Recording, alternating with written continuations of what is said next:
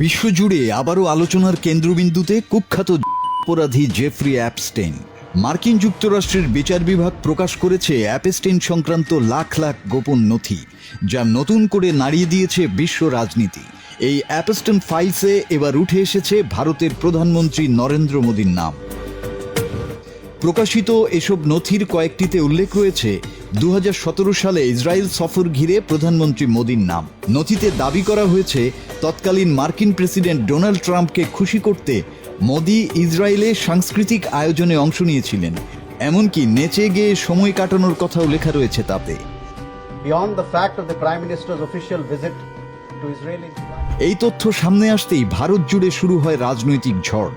ভারতের পররাষ্ট্র মন্ত্রণালয় এক ভিডিও বিবৃতিতে এসব অভিযোগকে ভিত্তিহীন ও নিন্দনীয় বলে প্রত্যাখ্যান করে।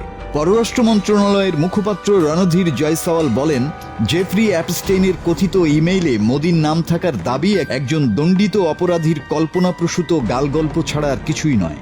এসব নথি আনুষ্ঠানিকভাবে যাচাই করা হয়নি বলেও দাবি সরকারের। তবে সরকারি ব্যাখ্যায় সন্তুষ্ট নয় ভারতের বিরোধী দলগুলো। কংগ্রেস এই ঘটনাকে জাতীয় লজ্জা বলে আখ্যা দিয়ে প্রধানমন্ত্রী মোদীর সরাসরি ব্যাখ্যা দাবি করেছে। কংগ্রেস নেতারা বলছেন, নথিতে একাধিকবার মোদীর নাম আসা নিছক কাকতালীয় নয়, বরং এতে ভারতের আন্তর্জাতিক ভাবমূর্তি প্রশ্নের মুখে পড়েছে। এদিকে অ্যাপস্টেইন ফাইলস শুধু ভারত নয়, নাড়িয়ে দিয়েছে আমেরিকাকেও। নতুন প্রকাশিত নথিতে Donald Trump, Elon Musk, Bill Gates, Prince অ্যান্ড্রুর মতো বিশ্বখ্যাত ব্যক্তিদের নামও উঠে এসেছে। মোট প্রকাশ করা হয়েছে 30 লাখেরও বেশি পৃষ্ঠা, 1,80,000 ছবি ও প্রায় 2,000 ভিডিও। 2008 সালে অপরাধে দোষী সাব্যস্ত হওয়া অ্যাপস্টেইন 2019 সালে কারাগারে আত্মহত্যা করলেও তার রেখে যাওয়া নথিগুলো আজও রাজনীতি, ক্ষমতা আর নৈতিকতার অন্ধকার দিক উন্মোচন করে চলেছে।